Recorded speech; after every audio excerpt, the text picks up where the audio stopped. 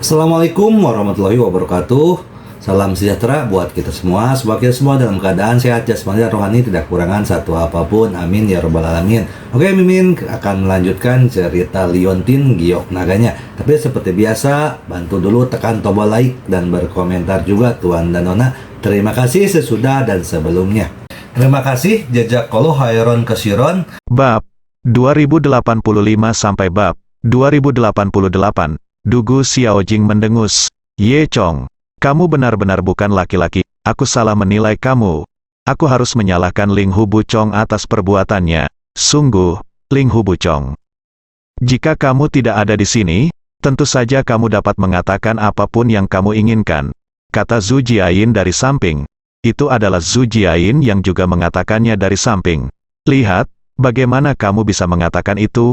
Nah, di mana mereka bisa menemukan orang-orang dari Gunung Liubo, dan namanya sudah ditandatangani, lihatlah tanda tangannya. Ye Chong tidak bisa tertawa atau menangis, itu benar. Lihat tanda tangannya.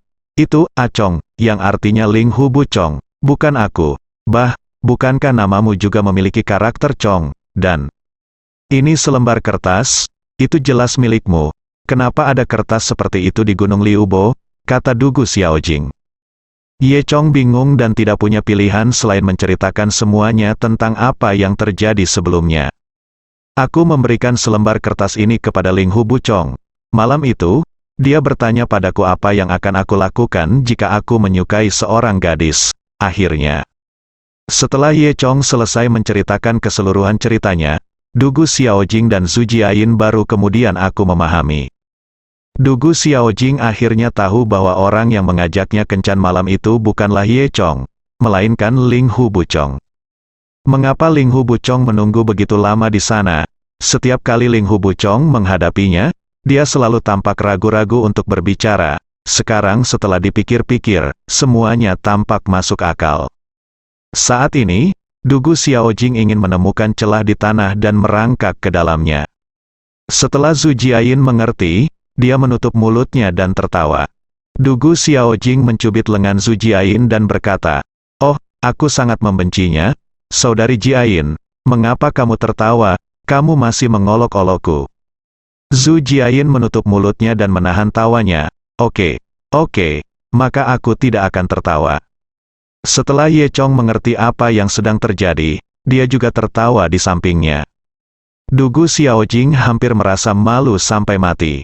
Lalu, Zhu Jiayin tiba-tiba bertanya, "Xiaojing, izinkan aku bertanya padamu, kamu memberitahuku bahwa kamu berdandan dengan hati-hati saat itu. Jika kamu tahu bahwa Ling Hu lah yang tidak membuat janji, apakah kamu akan tetap berdandan dengan hati-hati? Apakah kamu masih pergi?" "Oh, aku jahat sekali, aku mengabaikanmu." Dugu Xiaojing tersipu dan segera berlari ke sisi lain perahu. Suara, haha, Ye Chong dan Zhu Jiayin mengikuti Dugu Xiaojing ke buritan kapal. Karena bantuan Ni Jin di bawah air, hanya butuh 5 jam bagi semua orang untuk kembali ke pantai kota Blackwater. Setelah sampai di pantai, hari sudah sangat larut. Karena kelelahan perjalanan laut, Ye Chong menemukan tempat peristirahatan terdekat dan mengatur agar semua orang beristirahat terlebih dahulu. Bos Chen tidak sabar untuk mengucapkan selamat tinggal pada Ye Chong dan kembali melanjutkan hidupnya. Dia menderita kerugian besar selama perjalanan ini, dan masih banyak urusan pemakaman yang harus dia tangani. Saat ini, Sun Dai merasa sedikit malu, dia dikirim untuk memburu Ye Chong sebelumnya. Pada awalnya, dia terpaksa bekerja sama dengan Ye Chong karena sangat berbahaya di Gunung Liubo. Namun, setelah sekian lama berhubungan, Sun Dai sangat terkesan dengan Ye Chong. Sekarang, dia tidak akan membunuh Ye Chong karena dia tahu bahwa dia tidak bisa membunuh Ye Chong. Namun, jika Ye Chong tidak terbunuh, misinya tidak dapat diselesaikan, dan Patriark Kuye dari kuil Lei Ming tidak akan membiarkannya pergi. Sekalipun Sun Dai ingin bersembunyi, dengan kekuatan kuil Lei Ming, dia akan segera ditemukan. Sun Dai tidak berhak pergi sekarang atau bahkan jika dia tidak pergi. Ye Chong memiliki niat baik dan meminta Sun Dai untuk meninggalkan sisi gelap dan beralih ke sisi terang. Namun yang terpenting bagi orang seperti Sun Dai adalah wajah. Jika ia menyerah pada Ye Chong, itu tidak akan baik baginya baik secara emosional maupun rasional. Bagaimana ia bisa memiliki reputasi? Namun Sun Dai tak perlu khawatir lagi, karena mereka segera mendapat kabar bahwa kuil Lei Ming telah dihancurkan oleh keluarga Nangong. Setelah mendengar beritanya, bahkan Ye Chong sangat terkejut. Kuil Lei Ming dan keluarga Nangong keduanya adalah musuh Ye Chong, dan Ye Chong tidak akan merasa kasihan jika ada yang mati. Namun, yang membuat Ye Chong penasaran adalah bagaimana keluarga Nangong membunuh kuil Lei Ming. Tidak banyak perbedaan kekuatan antara keluarga Nangong dan kuil Lei Ming, bagaimana bisa yang satu bisa menghancurkan yang lain dalam waktu singkat. Namun tak lama kemudian, kabar lain datang, mengatakan bahwa 3 leluhur besar kuil Lei Ming, Chan Hua, Bai Liu dan Sui Kao, meninggal secara misterius terlebih dahulu. Kemudian, beberapa hari kemudian, Patriark Kuye meninggal secara misterius lagi. Setelah 4 leluhur besar meninggal, kuil Lei Ming tidak memiliki pemimpin dan secara alami kehilangan sebagian besar kekuatan tempurnya, tidak mampu mengalahkan keluarga Nangong dan dimusnahkan oleh keluarga Nangong dalam satu gerakan. Sun Dai pun terlihat kebingungan, jika dihitung waktu kepergiannya kebetulan saat ketiga leluhur tersebut meninggal secara misterius, Yi Kuyue. Namun, Patriark Kuye tidak mengungkapkan informasi apapun kepada Sun Dai.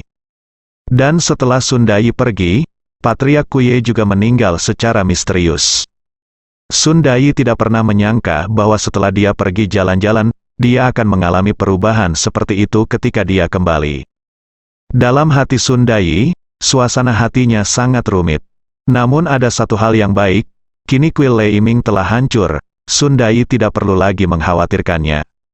Dia langsung memilih untuk mengikuti Ye Chong mulai sekarang. Faktanya, Ye Chong bisa dengan mudah menebak bagaimana Patriark Kuye meninggal. Itu hanya 4 kata, bunuh dan diam. Agaknya Patriark Kuye pasti sudah melihat identitas sebenarnya dari dalang di balik ini. Oleh karena itu, setelah dia benar-benar dimanfaatkan, dia dibunuh dan dibungkam oleh dalang di belakangnya. Ye Chong benar-benar terkejut. Tampaknya tangan hitam di balik ini sangat kuat. Ye Chong bukan tandingan tangan hitam ini, tetapi pihak lain harus menghindarinya setiap saat. Semakin banyak hal ini terjadi, Ye Chong semakin khawatir, dan sulit menebak konspirasi apa yang ada di baliknya. Ye Chong awalnya mengira akan ada pertempuran besar antara keluarga Nangong dan kuil Lei Ming. Pada akhirnya, saya tidak menyangka akan seperti ini hasilnya. Faktanya, Ye Chong dan yang lainnya belum lama pergi sebelum perubahan besar terjadi di seluruh kota Blackwater. Dugu Xiaojing sedikit khawatir dengan situasi keluarga Dugu. Namun, hari ini sudah terlambat, dan semua orang terlalu lelah setelah berjalan lama di atas air.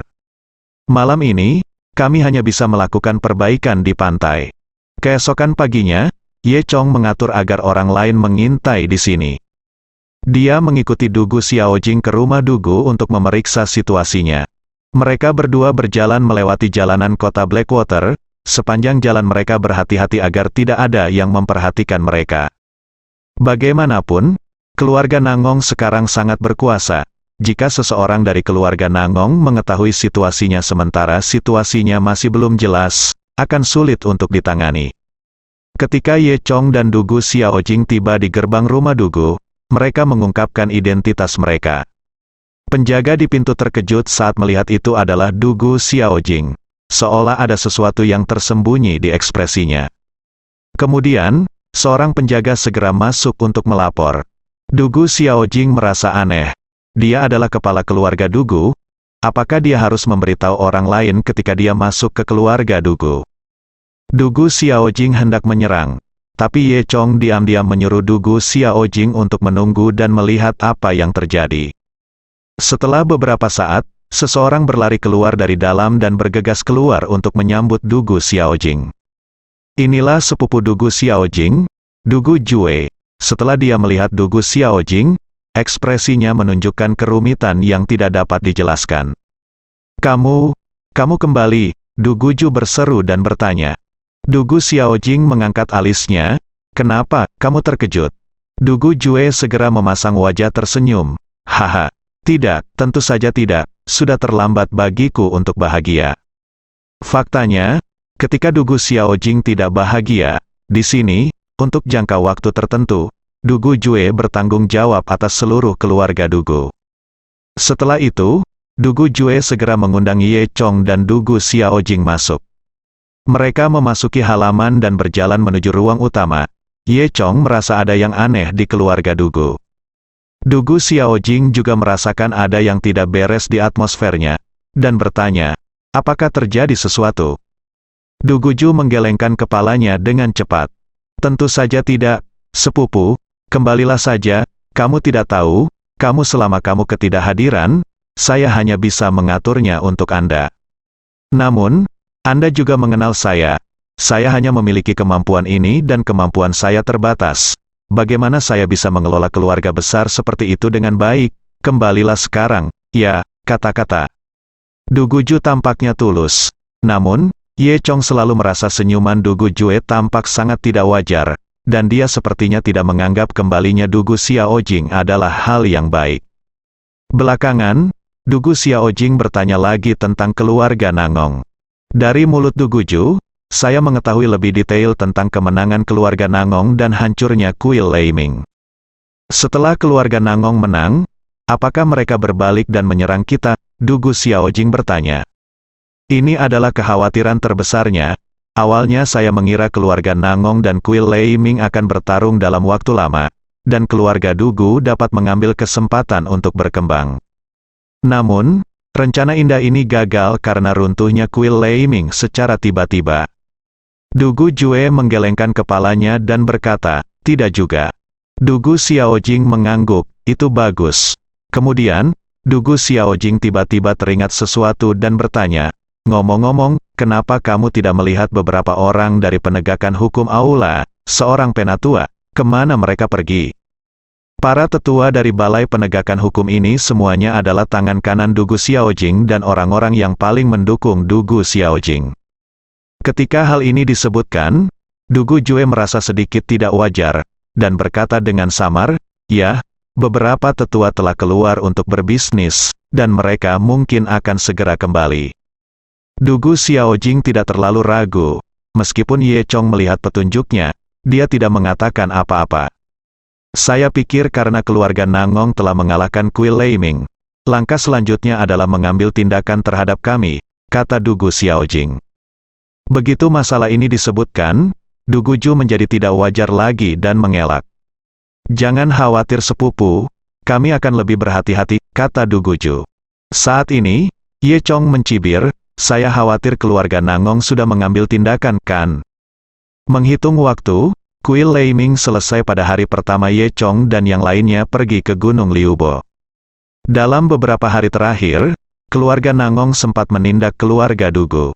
Dugu Jue tertegun, kamu, apa maksudmu?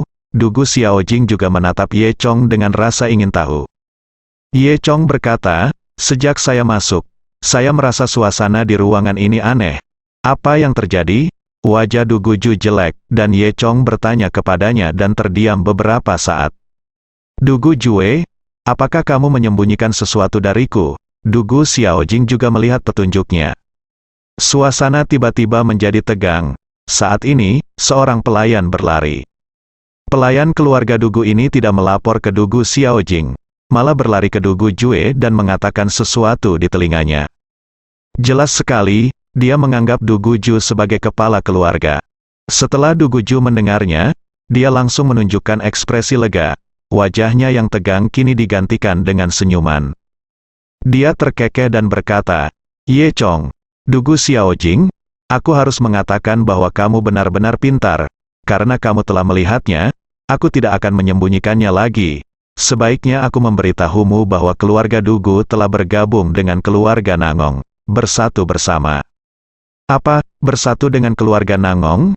Siapa yang membuat aturan ini? Mengapa saya tidak tahu? Dugu Xiaojing bertanya dengan heran. Haha, tentu saja aku yang memutuskannya, kata Dugu Jue sambil tersenyum. Saat ini, Dugu Ju telah menampakkan wajah aslinya.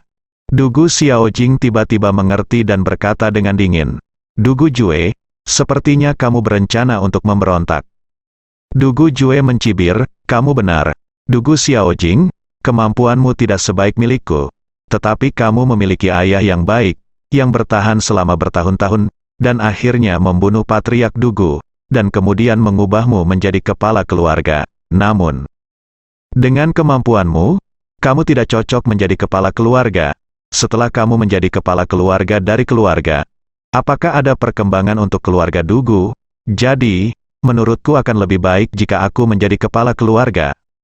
Dugu Xiaojing mendengus dingin, jadi, kamu telah bergabung dengan keluarga Nangong, mereka menjadikanmu kepala keluarga. Dugu Juexiao berkata, jangan berkata begitu kasar, ini bukan penyerahan, ini kerjasama. Kedengarannya bagus, tapi kamu hanya menjadi antek seseorang, Dugu Xiaojing berkata dengan nada menghina. Ternyata setelah keluarga Nangong menghancurkan kuil Leiming, mereka segera beralih ke keluarga Dugu yang masih dalam kekacauan. Namun meski keluarga Dugu mengalami kerugian besar, namun fondasinya tetap ada. Bagaimanapun, keluarga Nangong pernah mengalami pertempuran, sehingga mereka tidak berani menyerang keluarga Dugu dengan mudah untuk saat ini. Namun, pada saat ini, Dugu Xiaojing diculik, keluarga Dugu tidak memiliki pemimpin untuk sementara waktu, sehingga keluarga Nangong dapat memanfaatkan celah tersebut. Keluarga Nangong menemukan Dugu Ju. Dugu Jue awalnya menolak menerima Dugu Xiaojing sebagai kepala keluarga, namun saat itu Dugu Xiaojing begitu populer sehingga dia tidak berani berkata apa-apa lagi. Dan sekarang, memanfaatkan kesempatan ini, dia berkolusi dengan keluarga Nangong dan bersiap untuk merebut kekuasaan. Dengan bantuan keluarga Nangong, Dugu Ju tidak keberatan dan menangkap semua tetua dan anggota klan yang mendukung Dugu Xiaojing. Pada akhirnya, Dugu Ju menjadi kepala keluarga secara de facto. Meskipun Dugu Ju mengira telah menaklukkan istana, nyatanya keluarga Nangong telah melakukan kanibal terhadap keluarga Dugu tanpa menggunakan kekuatan apapun. Meski nama keluarga Dugu masih mandiri, kini perlahan-lahan dikuasai oleh keluarga Nangong. Dapat dikatakan bahwa situasi saat ini di kota Blackwater pada dasarnya ditentukan oleh keluarga Nangong. Dugu Jue berkata dengan marah, Dugu Xiaojing, kamu sudah menjadi orang yang sekarat, beraninya kamu menjadi begitu sombong. Segera setelah dia selesai berbicara, dia mendengar suara langkah kaki yang berisik di luar. Segera setelah itu, sekelompok ahli masuk. Namun, mereka bukanlah tuan dari keluarga Dugu, melainkan tuan dari keluarga Nangong. Ternyata saat Dugu Xiaojing baru saja kembali, Dugu Ju mengutus seseorang untuk memberitahu keluarga Nangong. Tapi barusan dia menunda sampai orang-orang dari keluarga Nangong tiba. Sekarang, orang-orang dari keluarga Nangong muncul, dan Dugu Ju menghela nafas lega, merasa semuanya aman. Dugu Xiaojing memandang Dugu Ju dengan marah, oke, Dugu Ju, kamu benar-benar melupakan leluhurmu. Dugu Ju mencibir, Nona Dugu, aku menasihatimu, menyerahlah sekarang, jika tidak maka akan terlambat jika kamu ingin menyerah nanti. Dugu Xiaojing hendak berdiri untuk melawan, tetapi ditahan oleh Ye Chong. Ye Chong berbisik kepada Dugu Xiaojing, jangan cemas, tunggu dan lihat situasinya dulu. Dengan Ye Chong di sini, Dugu Xiaojing tidak panik. Kemudian, Dugu Jueyu memandang Ye Chong dan menunjukkan senyuman jahat. Hei, Ye Chong, aku telah melakukan pelayanan yang baik dengan menangkapmu. Aku menyerahkanmu dan Dugu Xiaojing ke keluarga Nangong. Hei, mulai sekarang, ini de keluarga Dugu adalah milikku. Aku tidak tahu berapa banyak hadiah yang akan diberikan keluarga Nangong kepadaku. Antek tegur Dugu Xiaojing. Pada saat ini, pemimpin keluarga Nangong berkata, kalian berdua, Tuan Nangong mengundang Anda untuk makan malam besar. Silakan lakukan, semua orang tahu bahwa ini adalah perjamuan Hongmen. Dugu Xiaojing awalnya ingin melawan. Tanpa diduga, Ye Chong hanya tersenyum tipis dan berkata, karena Tuan Nangong mengundang kita, ayo pergi dan melihatnya. Dugu Xiaojing tertegun dan menoleh ke arah Ye Chong. Itu sepertinya berarti bertanya lagi, apakah kamu benar-benar ingin pergi? Ye Chong tersenyum tenang pada Dugu Xiaojing. Artinya, jangan khawatir, saya di sini. Setelah itu, Dugu Xiaojing dan Ye Chong mengikuti tuan dari keluarga Nangong dan berjalan keluar dari gerbang keluarga Dugu dan menuju ke arah keluarga Nangong. Dugu Ju juga mengikutinya dengan senang hati. Ketika mereka baru saja meninggalkan pintu rumah Dugu, tidak ada yang memperhatikan ada sesosok tubuh yang pergi dengan tergesa-gesa. Sosok tersebut tak lain adalah Sun Dai. Inilah yang disepakati oleh Sun Dai dan Ye Chong. Ternyata Ye Chong sudah lama mengira akan ada masalah.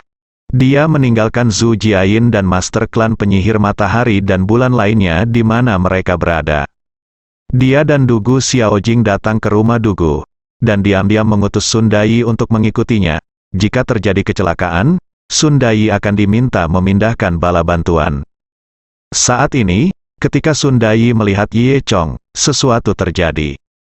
Sun Dai mengikuti kesepakatan tersebut dan segera pergi mencari bantuan.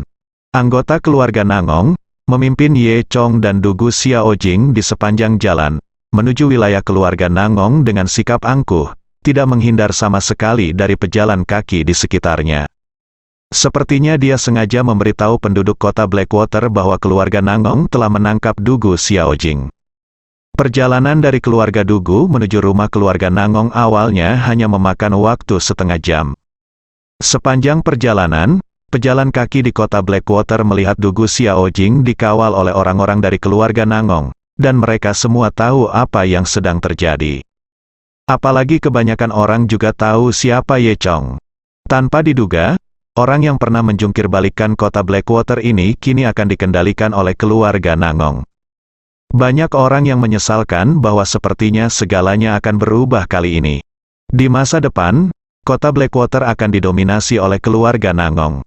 Dan inilah yang ingin dicapai oleh keluarga Nangong. Ye Chong dan Dugu Xiaojing, seolah-olah mereka dipenggal di depan umum, menjadi ibu kota keluarga Nangong untuk pamer. Setelah 1 jam penuh, Ye Chong dan Dugu Xiaojing dibawa ke halaman rumah Nangong. Mulai dari pintu masuk rumah Nangong hingga pintu masuk gedung di dalamnya, terdapat penjaga yang berdiri di kedua sisinya, seolah menunjukkan momentum keluarga Nangong. Setelah itu, Ye Chong dan Dugu Xiaojing dibawa ke ruang tamu rumah Nangong. Di ruang tamu, Nangong Yizu sedang duduk dengan angkuh di depan kepala rumah, dan di sampingnya berdiri Nangong Wensan. Ketika Ye Chong dan Dugu Xiaojing dibawa masuk, Nangong Yizu menatap kedua orang itu dengan senyuman di wajahnya. Hehehe, Nona Dugu, Tuan Ye, kita bertemu lagi, kata Nangong Yizu. Wajah Dugu Xiaojing penuh dengan kepahitan dan kebencian, tapi Ye Chong tidak peduli.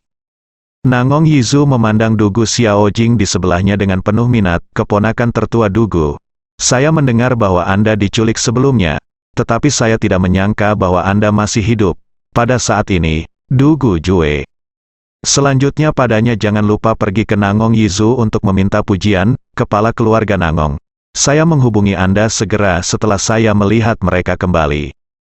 Nangong Yizu mengangguk dan berkata, Anda melakukan pekerjaan dengan baik, jangan khawatir, aku akan memberimu hadiah nanti. Mendengar ini, Dugu Ju sangat gembira. Dugu Xiaojing menghela nafas, Dugu Jue. Kamu pengkhianat keluarga Dugu, pada saat ini, Nangong Yizu tersenyum dan berkata, berhenti bicara omong kosong. Saya secara khusus mengadakan jamuan makan untuk semua orang terkenal di kota Heisui hari ini. Segera, mereka akan ayo, dan aku akan membunuh kalian berdua di depan mereka.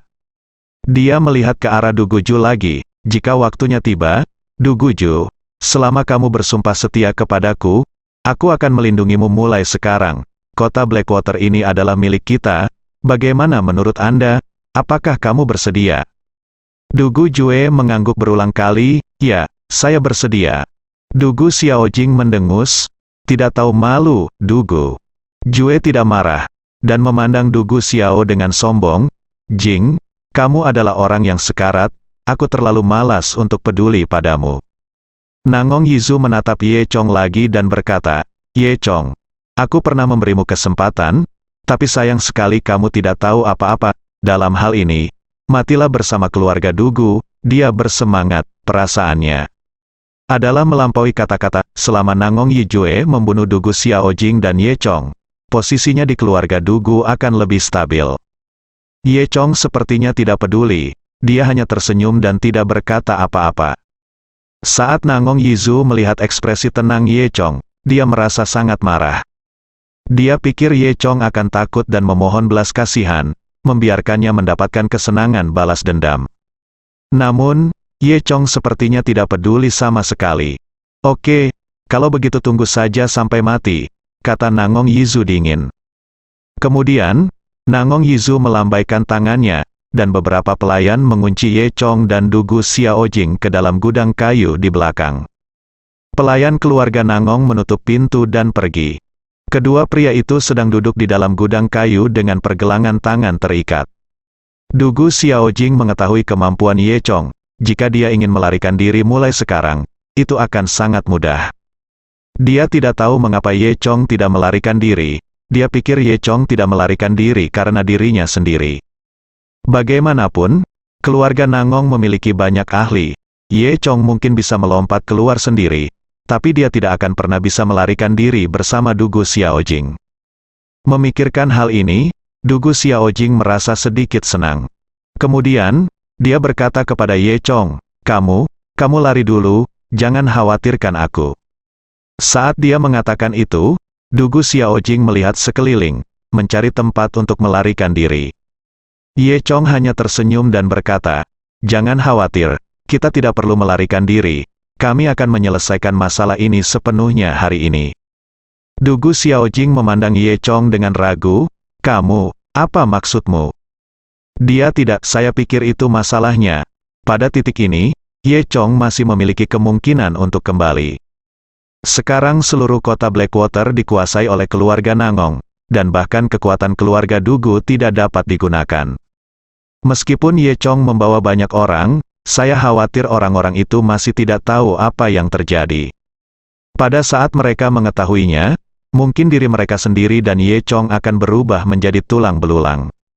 Kecuali Ye Chong bisa menjadi versi yang disempurnakan lagi, tapi sekarang Raja Naga Laut Cina Timur berada jauh di Gunung Liubo, tidak mungkin dia bisa bergabung dengan Ye Chong. Jadi dalam pandangan Dugu Xiaojing, sekarang jalan buntu. Ye Chong, bagaimanapun, tampak penuh teka-teki dan berkata sambil tersenyum, kita lihat saja nanti. Tidak lama kemudian, mereka berdua berada di dalam gudang kayu dan bisa mendengar semburan suara berisik datang dari halaman keluarga Nangong. Tugas-tugas dari kota Blackwater itulah yang diselenggarakan oleh keluarga Nangong Yizu untuk jamuan makan, dan mereka datang satu demi satu. Kali ini, keluarga Nangong mengumpulkan hampir semua tokoh terkemuka di kota Blackwater. Faktanya, di Blackwater City, karakter-karakter ini terbagi menjadi beberapa kubu yang masing-masing mendukung tiga kekuatan besar yang asli. Ada juga beberapa orang yang tidak mendukung salah satu dari mereka dan hidup sendiri. Oleh karena itu, saat pertama kali keluarga Nangong mengirimkan undangan, banyak orang yang enggan datang. Namun, ketika semua orang melihat keluarga Nangong mengajak Ye Chong dan Dugu Xiaojing berjalan-jalan di sekitar kota Blackwater, sikap semua orang segera berubah. Semua orang tahu bahwa keluarga Nangong menghancurkan kuil Lei Ming sebelumnya, dan sekarang mereka telah menangkap Dugu Xiaojing, kepala keluarga Dugu, dan bahkan menangkap Ye Chong, yang menjungkir balikkan kota Blackwater. Hal ini menunjukkan bahwa keluarga Nangong menjadi satu-satunya pemenang kota Blackwater. Mereka yang tidak mau datang tidak punya pilihan selain datang karena Yin Wei dari keluarga Nangong. Tiba-tiba, semua orang dengan status tertentu di kota Blackwater berkumpul di rumah keluarga Nangong. Hal ini membuat rumah besar Nangong menjadi sangat ramai, dan tidak ada ruang untuk menampung begitu banyak orang. Maka, keluarga Nangong mengisi lapangan terbuka di taman belakang dengan meja bundar dan menempatkan semua tamu di sana. Saat itu menjelang tengah hari, matahari bersinar terang, dan taman belakang subur dengan tumbuh-tumbuhan. Pada saat ini, setiap meja bundar penuh dengan orang, dan untuk beberapa saat terjadi kerumunan besar orang, semuanya saling berbisik dan mendiskusikan sesuatu dengan suara pelan. Ada yang dengan sengaja menyuarakan dengan lantang bahwa keluarga Nangong berkuasa, ada yang merasa kasihan pada keluarga Dugu, dan ada pula yang merasa masa depan kota Blackwater akan semakin sulit. Lin Xueyan, sebagai pengusaha nomor 1 di kota Blackwater, tentu saja diundang. Namun, dia bersikap sangat rendah hati dan tidak berbicara. Dia hanya duduk diam di antara kerumunan. Nangong Yizu secara alami mengetahui bahwa Lin Xueyan dan Ye Chong memiliki hubungan dekat dengan keluarga Dugu. Dia secara khusus mengundang Lin Xueyan ke sini, hanya untuk memberi dorongan pada Lin Xueyan dan memberitahu Lin Xueyan untuk siapa dia akan bekerja di masa depan. Ketika Lin Xueyan datang, dia membawa selusin teman bersamanya. Saat ini mereka tersebar di mana-mana, hampir di setiap meja bundar. Jika Anda perhatikan lebih dekat, Anda akan menemukan bahwa selusin orang ini sebenarnya bukan dari kota Blackwater. Namun, keluarga Nangong hanya peduli tentang kebahagiaan dan tidak menyadarinya. Melihat waktunya hampir habis, Nangong Yizu keluar bersama ketiga putranya. Dan di belakangnya, ada Duguju. Duguju kini menjadi kepala keluarga Dugu, namun ia tidak merasa malu sama sekali, melainkan sangat bersemangat mengikuti ketiga putra Nangong Yizu. Melihat Nangong Yizu muncul, suara bising di sekitarnya segera mereda. Semua orang memandang Nangong Yizu, yang terakhir sangat bersemangat dan berjalan selangkah demi selangkah menuju posisi rumah majikan.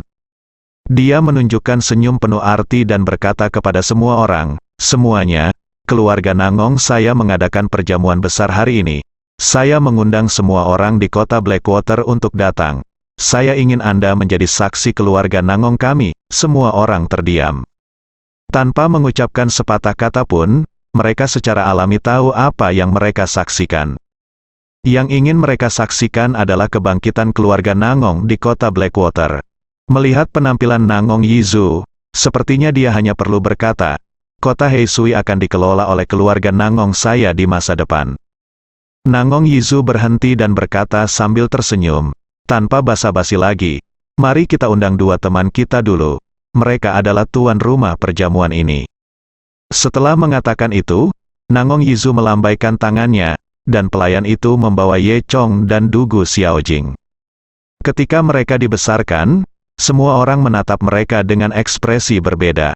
Ada yang diam-diam bersukacita, ada yang tampak panik, ada yang menyatakan penyesalan, dan ada pula yang penuh kebingungan. Nangong Yizu melanjutkan, "Semuanya, keluarga Nangong kami dan keluarga Dugu selalu berhubungan baik, dan kami ingin bersama-sama memerintah kota Blackwater.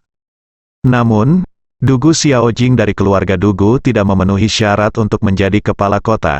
Keluarga, kenaikannya ke puncak juga karena orang luar ini. Dan orang luar ini telah membuat kota Blackwater kita berantakan. Alasan dibalik ini sepenuhnya karena Dugu Xiaojing membantunya. Dugu Xiaojing hanya memakan bagian dalam keluar semua ini. Menurutku semua orang melihatnya, jadi keluarga Nangong kita hanya bisa menertibkan kekacauan, mengusir Dugu Xiaojing dari keluarga Dugu, membiarkan Duguju yang lebih cocok menjadi kepala keluarga, dan memberikan kedamaian bagi semua orang." Nangong Yizu mengatakan ini dengan nada tinggi. Tentu saja tidak ada yang akan mempercayainya, itu hanya sebuah proses, Yikuyu. Tapi Duguju di sebelahnya sangat gembira. Nangong Yizu akhirnya mengumumkan posisinya sebagai kepala keluarga di depan umum. Duguju berkata cepat, "Terima kasih banyak atas bantuan keluarga Nangong. Keluarga Dugu telah melenyapkan pengkhianat ini. Mulai saat ini, keluarga Dugu kami bersedia tunduk pada keluarga Nangong dan mematuhi perintah keluarga Nangong dalam segala hal." Setelah mendengar ini, semua orang tercengang. Ternyata Duguju bukanlah kepala keluarga, melainkan hanya boneka dari Nangong Yizu. Dugu Jue akan menyerahkan keluarga Dugu ke Nangong Yizu. "Dugu Jue, kaulah yang memakan segalanya, kamu bisa mengatakan hal seperti itu, kamu sangat tidak tahu malu." Dugu Xiaojing mengutuk dengan marah. Duguju mendengus dingin, merasa bangga bukannya malu. Inilah yang diharapkan semua orang. Mulai sekarang di kota Blackwater, kami akan mengikuti jejak keluarga Nangong, lanjutnya. Para tamu yang duduk di bawah yang mendukung keluarga Dugu pun menggelengkan kepala. Mereka tidak menyangka keluarga Dugu akan berakhir setingkat ini. Banyak orang berbisik, memarahi Dugu karena tidak tahu malu. Nangong Yizu melihat seseorang sepertinya keberatan, dan mencibir. Tentu saja, Masih ada orang di keluarga Dugu yang keberatan Dugu Jue menjadi kepala keluarga. Selain Dugu Xiaojing, ada juga tetua yang keras kepala di keluarga Dugu. Para tetua ini menentang Dugu Jue dan mendukung Dugu Xiaojing. Namun, mereka semua telah dipenjara oleh saya sekarang dan akan segera dieksekusi. Sekarang, jika ada yang menentang Dugu Jue menjadi kepala keluarga, tidak apa-apa, berdiri, naik dan izinkan saya, Nangong Yizu, lihat bersambung.